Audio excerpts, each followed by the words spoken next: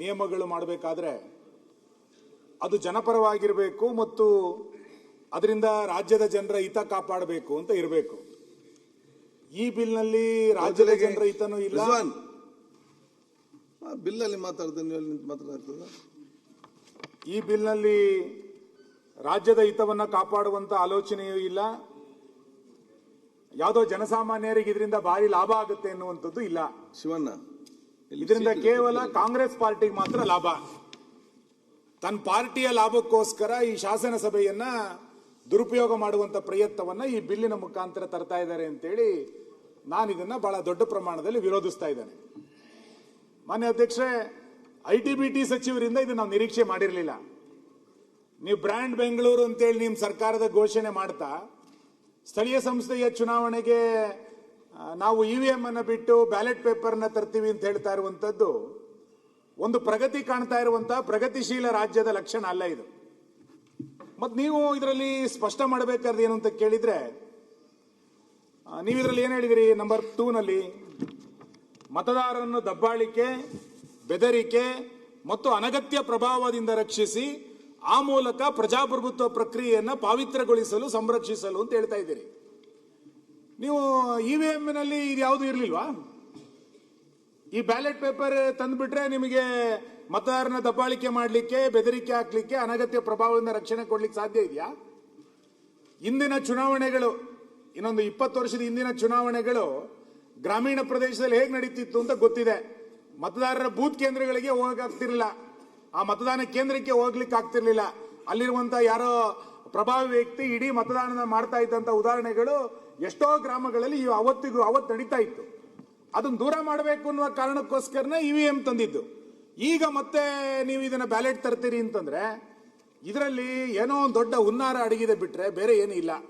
ಮಾನ್ಯ ವಿರೋಧ ಪಕ್ಷದ ನಾಯಕರು ಹೇಳಿದರು, ಮೊನ್ನೆ ಕಳೆದ ವಾರ ಕುಣಿಗಲ್ನ ಸೊಸೈಟಿಯಲ್ಲಿ ನಡೆದಂತ ಚುನಾವಣೆಯಲ್ಲಿ ಆ ಮತದಾನ ಕೇಂದ್ರದ ಹೊರಗಡೆ ಬ್ಯಾಲೆಟ್ ಪೇಪರ್ಗಳು ಅಡ್ಡಾದಿಡ್ಡಿ ಹಿಡ್ಕೊಂಡು ಓಡಾಡುತ್ತಿದ್ದನ್ನು ನಾವು ನೋಡ್ತಿದ್ದೀವಿ. ಇದು ಅದೇ ಪರಿಸ್ಥಿತಿಗೆ ಲೋಕಲ್ ಬಾಡಿಯ ಚುನಾವಣೆಗಳು ಹೋಗ್ಲಿಕ್ಕೆ ಸಾಧ್ಯ ಇದೆ. ಎರಡನೇದು, ಸರ್ಕಾರಿ ಆಡಳಿತ ಯಂತ್ರವನ್ನ ಈ ಚುನಾವಣೆಯಲ್ಲಿ ದುರುಪಯೋಗ ಮಾಡುವಂತ ಒಂದು ಹುನ್ನಾರ ಇದೆ. ನಿಮ್ಮದೇ ಪೊಲೀಸ್ ಅಧಿಕಾರಿಗಳು, ನಿಮ್ಮದೇ ತಹಸೀಲ್ದಾರರು, ನಿಮ್ಮದೇ ಕೇಂದ್ರ ಇವೆಲ್ಲವನ್ನು ಇರುವಂತ ಸಂದರ್ಭದಲ್ಲಿ ಸ್ಥಳೀಯ ಸಂಸ್ಥೆಯ ಚುನಾವಣೆ ಈ ಬ್ಯಾಲೆಟ್ ಪೇಪರ್ ಮಾಡೋದ್ರ ಮುಖಾಂತರ ನಿಮ್ಮ ಸರ್ಕಾರದ ಆಡಳಿತ ಯಂತ್ರವನ್ನ ಉಪಯೋಗಿಸಿಕೊಂಡು ಇದನ್ನ ವೋಟ್ ಬ್ಯಾಂಕ್ ಕ್ಯಾಪ್ಚರ್ ಮಾಡುವಂತ ಒಂದು ಹುನ್ನಾರವನ್ನ ನೀವು ಮಾಡ್ತಾ ಇದ್ದೀರಿ. ನಿಮ್ಮ ಸರ್ಕಾರ ಇದೆ, ಬಹುಮತ ಇದೆ ಅನ್ನುವ ಕಾರಣಕ್ಕೋಸ್ಕರ ವಿರೋಧ ಪಕ್ಷದ ಕಾರ್ಯಕರ್ತರನ್ನ ಹೆಂಗೆ ನಡೆಸ್ಕೋತಾ ಇದ್ದೀರಿ ಅಂತ ಗೊತ್ತಿದೆ, ಅದಕ್ಕೆ ಚರ್ಚೆಗೆ ಬರಲ್ಲ ನಾನು. ಇದು ಕೂಡ ಅದೇ ರೀತಿ ದುರುಪಯೋಗ ಮಾಡಿಕೊಂಡು ಒಂದು ರಿಗ್ಗಿಂಗ್ ಮಾಡುವಂತ ಒಂದು ಹುನ್ನಾರವನ್ನ ಈ ಸರ್ಕಾರ ಮಾಡ್ಲಿಕ್ಕೆ ಹೊರಟಿರುವಂತದ್ದು ಸರಿಯಲ್ಲ. ನಾನು ನಿಮಗೆ ಗೊತ್ತಿತ್ತು, ಬಹಳ ವಿಚಿತ್ರ ಅಂತಂದ್ರೆ ನಿಮ್ಮ ನಾಯಕರು ಒಂದ್ ಕಡೆಗೆ ಮತದಾರರ ಪಟ್ಟಿ ಸರಿ ಇಲ್ಲ ಅಂತ ಹೇಳ್ತಾರೆ, ಆಮೇಲೆ EVM ಸರಿ ಇಲ್ಲ ಅಂತ ಹೇಳ್ತಾರೆ, ಸೋತ ತಕ್ಷಣನೇ EVM ಸರಿ ಇಲ್ಲ ಅಂತ ಅಂದ್ಬಿಡೋದು, ಆಮೇಲೆ ಬಹಳ ಹಿನ್ನಡೆ ಆಗ್ಬಿಟ್ರೆ ಮತದಾರರ ಪಟ್ಟಿ ಸರಿ ಇಲ್ಲ ಅಂತ ಅನ್ನೋದು. ನೀವು ಮೊದಲು ಮತದಾರರ ಪಟ್ಟಿ ಸರಿ ಇಲ್ಲ ಅಂದ್ರಿ, ಆಮೇಲೆ EVM ಸರಿ ಇಲ್ಲ ಅಂತೀರಿ, ಮತ್ತೆ ಈ ಚುನಾವಣೆಯಲ್ಲಿ ಸೋತ ನಂತರ ಮತದಾರರೇ ಸರಿ ಇಲ್ಲ ಅಂತ ಹೇಳ್ಬಿಡ್ತೀರಿ ನೀವು. ಇದು ನಿಮ್ಮ ಪರಿಸ್ಥಿತಿ. ಹಾಗಾಗಿ ನಿಮ್ಮ ಸೋಲಿಗೆ EVM ಕಾರಣ ಅಲ್ಲ, ನಿಮ್ಮ ಸೋಲಿಗೆ ಮತದಾರರ ಪಟ್ಟಿ ಕಾರಣ ಅಲ್ಲ, ನಿಮ್ಮ ಸೋಲಿಗೆ ನಿಮ್ಮ ಪಾರ್ಟಿಯ ನೀತಿ, ನಿಮ್ಮ ಪಾರ್ಟಿಯ ನಡವಳಿಕೆಗಳು ಕಾರಣ. ಹಾಗಾಗಿ ಇನ್ನೇನೋ ಚುನಾವಣೆಯಲ್ಲಿ ಸೋತಿದೀವಿ ಮತ್ತದಕ್ಕೆ ಗೆಲ್ಲಬೇಕು ಅನ್ನುವ ಕಾರಣಕ್ಕೆ ಇನ್ಯಾವುದೋ ಹೊಸ ಪ್ರಯೋಗಗಳನ್ನು ಮಾಡಬೇಡಿ.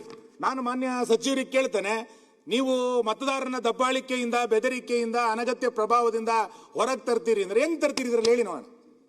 ನಿಮ್ದೇ ಅದೇ ವ್ಯವಸ್ಥೆ, ಅದೇ ಮತದಾರರು, ಅದೇ ಅಧಿಕಾರಿ, ಹೆಂಗ್ ತರ್ತೀರಿ? ಹಾಗಾಗಿ ಇದನ್ನ ಮರುಚಿಂತನೆ ಮಾಡಬೇಕು. ಯಾವುದೇ ಕಾರಣಕ್ಕೂ ಈ ಶಾಸನ ಸಭೆ ಇದಕ್ಕೆ ಒಪ್ಪಿಗೆ ಕೊಡ್ಲಿಕ್ಕೆ ಆಗಲ್ಲ ಅನ್ನೋಂಥದ್ದನ್ನ ನಾನು ನಿಮ್ಮ ಮೂಲಕ ಸ್ಪಷ್ಟಪಡಿಸ್ತಾ ಇದ್ದೇನೆ. ಇರ್ತಕ್ಕಂಥ ವಿಚಾರವಾಗಿ ಕರೇಂದ್ರ ಮಾನ್ಯ ಗ್ರಾಮೀಣಾಭಿವೃದ್ಧಿ ಪಂಚಾಯತ್ ರಾಜ್ ಸಚಿವರು ತಂದಿರತಕ್ಕಂಥ ಈ ತಿದ್ದುಪಡಿಯನ್ನು ಈ ನಮ್ಮ ಸದನ ತಕ್ಷಣನೇ ಒಪ್ಪಬೇಕಾಗಿತ್ತು. ಯಾಕಂದರೆ EVM ಬಗ್ಗೆ ಈ ಸದನದಲ್ಲಿ ಮಾನ್ಯ ಕಾಗೇರಿ ಅವರು ಅಧ್ಯಕ್ಷದಂಥ ಸಂದರ್ಭದಲ್ಲಿ ಸುಮಾರು ಒಂದು ದಿವಸ ಪೂರ್ಣ ಚರ್ಚೆ ಆಗಿತ್ತು. ಆ ಚರ್ಚೆಯೊಳಗೆ almost 30% of time was spent on this electioneering, EVM, etcetera. ಅವತ್ತು ನನಗೆ ಸಿಕ್ಕಂಥ ಅವಕಾಶದೊಳಗೆ ಹಲವು ಪುರಾವೆಗಳನ್ನು ಸಹಿತ ಅವರ ಗಮನಕ್ಕೆ ಕೊಟ್ವಿ, ಸದನದ ಗಮನಕ್ಕೆ ಕೊಟ್ವಿ. ಅವತ್ತು ಮಾನ್ಯ ಪ್ರಿಯಾಂಕಾ ಖರ್ಗೆ ಅವರು ವಾದ ಮಾಡ್ತಾ ಇದ್ರು, ಎಲೆಕ್ಷನ್ ಕಮಿಷನ್ಗೆ ನೀವೇನೀಗ ಶಿಫಾರಸು ಕಳಿಸ್ತಾ ಇದ್ದೀರಿ, ಈ ಹ್ಯಾಕ್ ಮಾಡ್ತಾರ ಅನ್ನುವಂಥ ನನ್ನ ಅನುಮಾನ ಏನಿತ್ತು ಅವತ್ತು, ಅದು ಸರಿ ಆಗಬೇಕು ಅಂದರೆ ಎಥಿಕಲ್ ಹ್ಯಾಕಿಂಗ್ ಮಾಡಿರಿ, ಎಥಿಕಲ್ ಹ್ಯಾಕಾಥಾನ್ ಮಾಡಿರಿ, ಅಂದರೆ ಒಂದು ಸ್ಪಷ್ಟವಾಗಿರ್ತಕ್ಕಂಥ ಸಂದೇಶ ದೇಶಕ್ಕೆ ಕೊಡೋಕ್ಕಾಗತ್ತೆ ಅಂಥೇಳಿ ಚುನಾವಣಾ ಕಮಿಷನ್ಗೂ ಸಹಿತ ಸದನ ಅವತ್ತು ಒಕ್ಕೊರಲಿನಿಂದ ಕೇಳ್ತು. ಮಾನ್ಯ ಕಾಗೇರಿ ಅವರು ಒಂದು ದೀರ್ಘವಾಗಿರ್ತಕ್ಕಂಥ ಲೆಟ್ರು, 4 ಪುಟಗಳ ಪತ್ರವನ್ನು 3000 ಪೇಜಿನ ಪುರಾವೆಗಳೊಂದಿಗೆ ಇಲೆಕ್ಷನ್ ಕಮಿಷನ್ಗೆ ಕಳಿಸ್ಕೊಟ್ಟಿದ್ರು.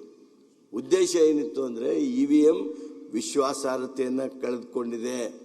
ಈ ವಿಶ್ವಾಸಾರ್ಹತೆಯನ್ನು ಕಳೆದುಕೊಂಡಿರ್ತಕ್ಕಂಥ ಈ ಹಿನ್ನೆಲೆಯೊಳಗೆ they must rethink about EVMs was the recommendation of this house. ಆದ್ದರಿಂದ ಈ ಹೌಸ್ನೊಳಗೆ EVM ಬಗ್ಗೆ ಚರ್ಚೆ ಮಾಡುವಾಗ ನಾವು ಆ ಚರ್ಚೆಯನ್ನು ನೆನಪಿನಲ್ಲಿ ಇಟ್ಕೊಳ್ಳೋಣ. ಆಮೇಲೆ ಚುನಾವಣೆಯ ರಿಸಲ್ಟ್ಗೆ ಕಾಂಗ್ರೆಸ್ಸು ಎಲ್ಲರೂ ಸೋತಿರ್ಬೋದು, ಅದಕ್ಕಾಗಿ EVM ಮಾಡ್ತೀವಿ ಅನ್ನುವಂಥ ಮಾತೇನು ಬರ್ತಾ ಇದೆ ಅದಕ್ಕೆ ಯಾವುದೂ ಬಲ ಇಲ್ಲ ಅಂತೇಳಿ ನನಗೆ ಅನಿಸ್ತದೆ. ಸುರೇಶ್ ಕುಮಾರ್ ಮಾಡಬೇಡಿ. ಏನು ಒಂದು ತಿದ್ದುಪಡಿ ಬಿಲ್ಲನ್ನು ಪರ್ಯಾಲೋಚನೆ ತಗೊಂಡಿದ್ದೀವಿ, ಅದನ್ನು ಇಂಟ್ರೊಡ್ಯೂಸ್ ಮಾಡಿದ್ದು ಶ್ರೀ ಪ್ರಿಯಾಂಕ್ ಖರ್ಗೆ ಅವರು. ಪ್ರಿಯಾಂಕ ಖರ್ಗೆ ಅವರ ಖಾತೆ ಬಂದು ಗ್ರಾಮೀಣಾಭಿವೃದ್ಧಿ, ಪಂಚಾಯತ್ ರಾಜ್ ಹಾಗೂ ಮಾಹಿತಿ ತಂತ್ರಜ್ಞಾನ ಮತ್ತು ಜೈವಿಕ ತಂತ್ರಜ್ಞಾನ ಮಂತ್ರಿ.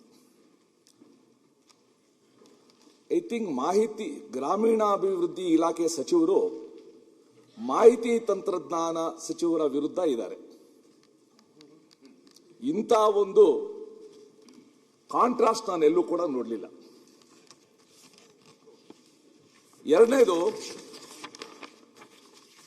ನನಗೆ ಬಹಳ ಸಂತೋಷ, ಈ ಬಿಲ್ ಚರ್ಚೆ ಆಗ್ತಾ ಇರುವಾಗ ಗೃಹ ಸಚಿವರಾದ ಡಾಕ್ಟರ್ ಪರಮೇಶ್ವರ್ ಇಲ್ಲಿರೋದು.